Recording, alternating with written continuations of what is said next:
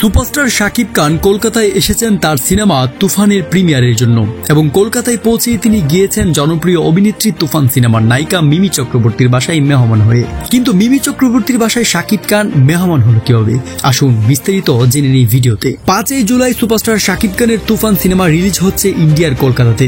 এই উপলক্ষে শাকিব খান এখন কলকাতায় অবস্থান করছেন। কলকাতায় পৌঁছানোর পরেই তিনি মিমি চক্রবর্তীর বাসায় দাওয়াত খেতে যান।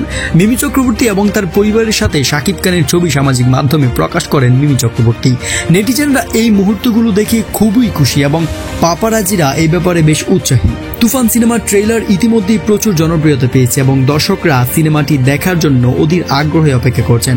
শাকিব খান এবং মিমি চক্রবর্তীর এই জুটি যে কলকাতাতে নতুন এক মাইলফলক সৃষ্টি করবে তুফান সিনেমার রিলিজ হওয়ার পর সেটা বলার আর অপেক্ষায় রাখে না। প্রিয় দর্শক, যদি শাকিব খানকে ভালোবাসেন অবশ্যই চ্যানেলটি সাবস্ক্রাইব করবেন।